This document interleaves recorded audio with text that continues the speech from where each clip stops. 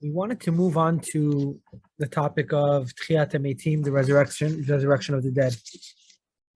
Tehiyat Hametim in the Rambam's writings is a hot topic among scholars and rabbis alike.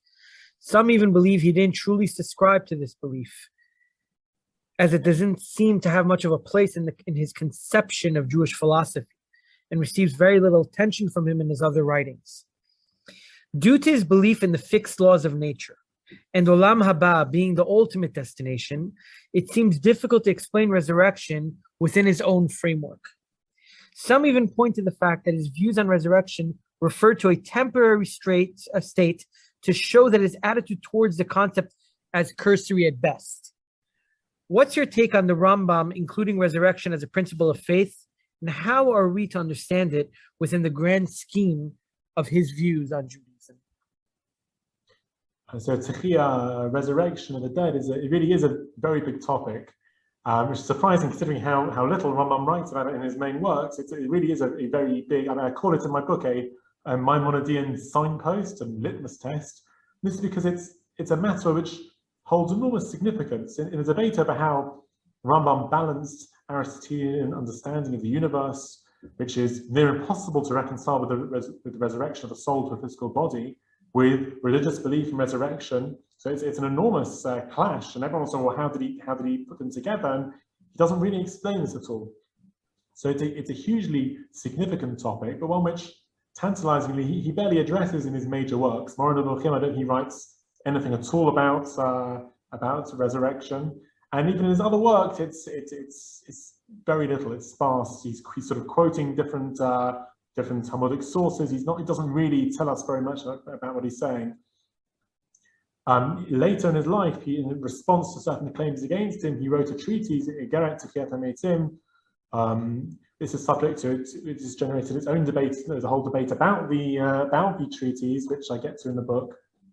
I actually dedicated several chapters to this topic of Rambam and resurrection, because partly the subject I spent arguing passionately about with a family member for many years. So three chapters right there at the end about the resurrection, about the treatise on resurrection. But the question is how to interpret it all.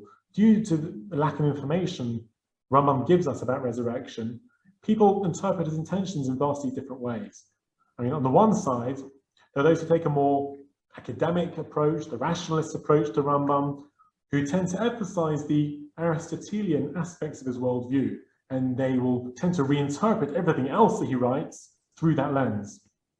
I'll look at the fact that a physical resurrection is barely mentioned in any of Rambam's three major works, and they note that it's incredibly difficult, maybe possibly impossible, to reconcile resurrection with a strict Aristotelian worldview of consistent rules. Can you clarify that, though? Can you clarify what about Tehiyat Hametim makes it impossible to reconcile with Aristotelian worldview? Just for the audience, can you clarify exactly what you mean by that? Well, the idea of a soul which has somehow gone up and united with the higher intellects, coming back down to the world, and a body which has disintegrated, coming back and reuniting with it. The other aspects of the soul, where they understood it, what happens to all of those. It's extremely hard, into all the Aristotelian science, to work out how these things can fit together. Okay. And to put it as a miracle, if you're taking the Aristotelian approach, particularly to Rambam, there's a minimally involved God, so it's not going to be some sort of miracle that suddenly puts everything back together again. So all these people, the academics, the people who take a more rationalist approach to the Rambam, they'll tend to conclude that Rambam was merely paying lip service to Jewish beliefs, while winking at those who shared his hidden Aristotelian views, who really understood what he was saying, that if there is some sort of Tehiyat Hametim, resurrection, it goes together somehow with Olam Haba. It's the entry into Olam Haba. I think David Hartman describes it that way. There are other people, Yishai Leibowitz maybe also, he describes it as it's really the entry. Tehiyat Hametim means the eternity of the soul and the way that it moves, the interface from the physicality to the spirituality or the metaphysical world.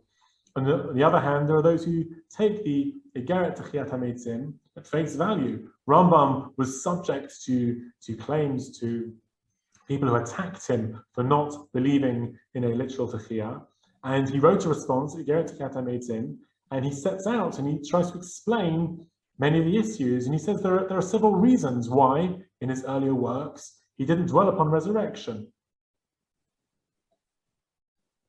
First of all, this is because he felt that people have an unhealthy obsession with the details of resurrection. And he says these aren't so important. When people talk about Tehiyat Hametim, resurrection of the dead, they want to know how it will happen, when it will happen, will people be resurrected with or without clothes, how old will they be, how will they relate to each other? And this was a focus that Rambam specifically wanted to discourage. He said this is not really what we should be thinking about. As we'll discuss shortly, Tehiyah, resurrection, isn't the main afterlife. The focus is Olam Haba, the world to come, where the soul connects to God or whatever it is. And that's what we really that's really our ultimate goal.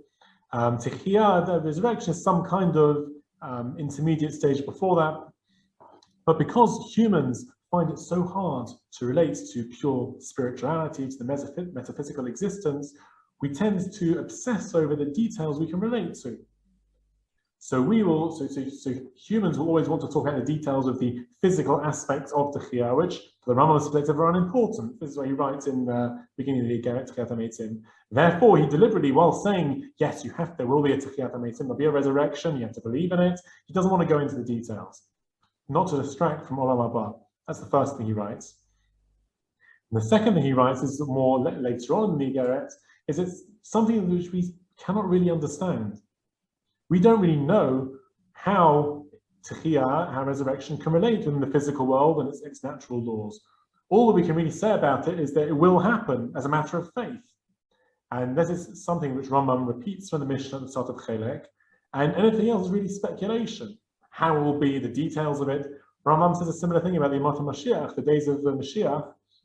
At the end of Mishnah Torah, he writes, we have all these different prophecies about what will happen at the time of the Mashiach, and we don't really know how to reconcile them. They seem to be contradictory. We don't really know how to reconcile them. All we need to know is that there will be a redemption. There is such thing as Yemot HaMashiach, Beit HaMikdash being rebuilt, that there will be prophecy will return. The details, we'll know about it when it comes. We'll understand then how to deal with it. But it's not our agenda. It shouldn't be our primary agenda to try and start getting into all these unimportant details that we can't really understand anyway. So I think it's the same thing with resurrection. There can be no logical proofs or rational explanations for how it's going to work. And therefore, particularly Moreh Nevuchim was not the place to discuss it. So we've got these two approaches. The rationalists will say that Rambam was really Aristotelian, and that's why he didn't write so much about Tehiyah. He just sort of integrated it as part of the world to come, where the soul gets eternity. And then the other side will say, no, the Tehiyat Hametim was conveyed Rambam's genuine views, and there really will be a Tehiyah, but both not to distract people from Olam Haba, which is the main agenda, and secondly, because we can't really understand how Tehiyah works anyway, it's a matter of faith rather than a matter of rational understanding. Therefore, he just doesn't go into it much. But the question really remains, as you noted a minute ago, if resurrection isn't part of the ultimate world to come for human beings, then what is it for? For Rambam, for the Kabbalists, for others, they see the world changing. Their Yemot HaMashiach, the Olam Haba, the Tehiyat Hametim, all sort of morphs together into one idea. The world generally changes and perfects in the Messianic era into some kind of quasi-spiritual utopia. We become sort of a purified zakim, the physicality turns into some kind of semi-spiritual existence. Resurrection feeds into that because the dead come and join in, and the righteous can be merited to be part of this utopian, miraculous, semi-spiritual existence. But for Rambam, he doesn't understand any of that. He quotes Shmuel from the Gemara that Ein ben Yemot HaMashiach, there's no change between now and Yemot HaMashiach, except for we won't be subordinated to the nations, and we'll have a Beit HaMikdash. He doesn't go into the idea of the world changing, any idea of there being miracles in the future and different miraculous existence. He assumes are not to be taken literally.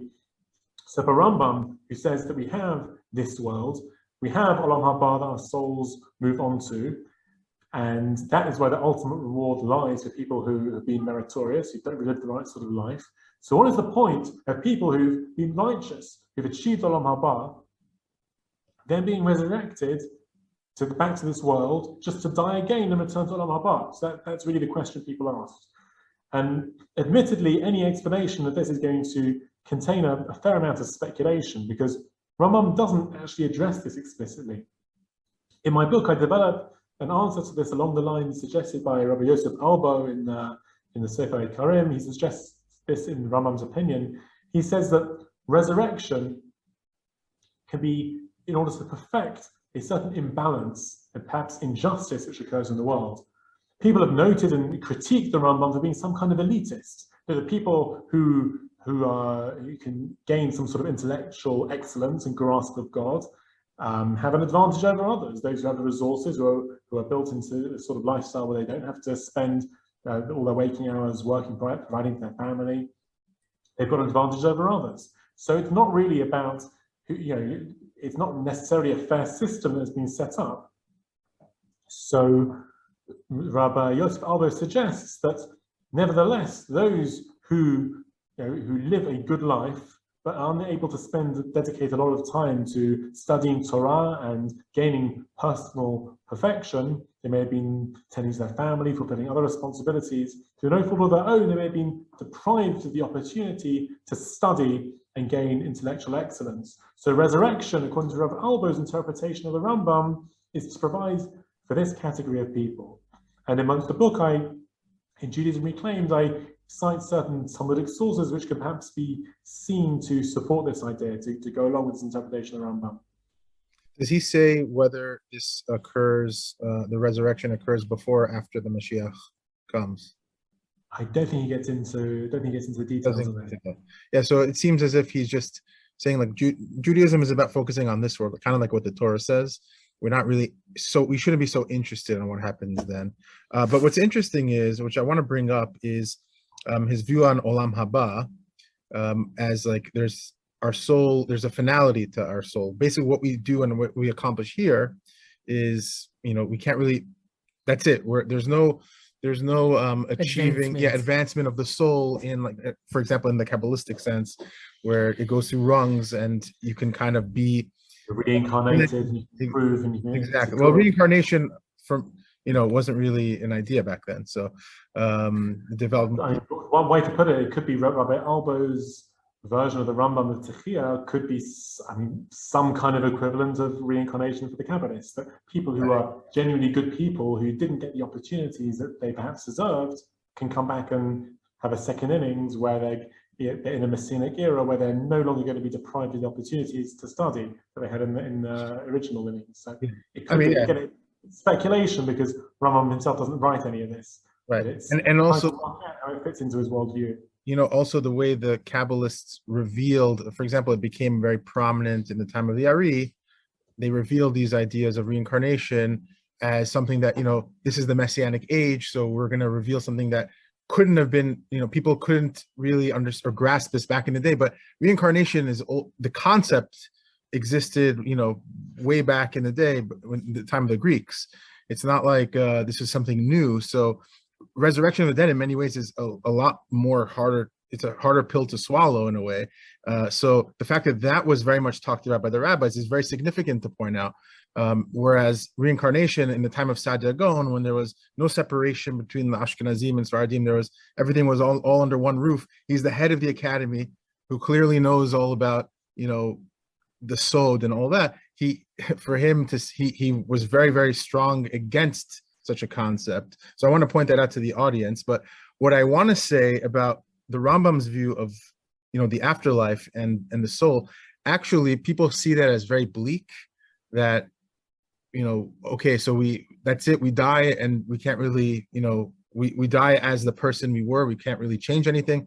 And I think that actually it's in a way more inspiring than the reincarnation, the angle of reincarnation, because it really kind of puts the onus on us to act now and to be as good as we can be at every moment and not wait for, another life to improve ourselves.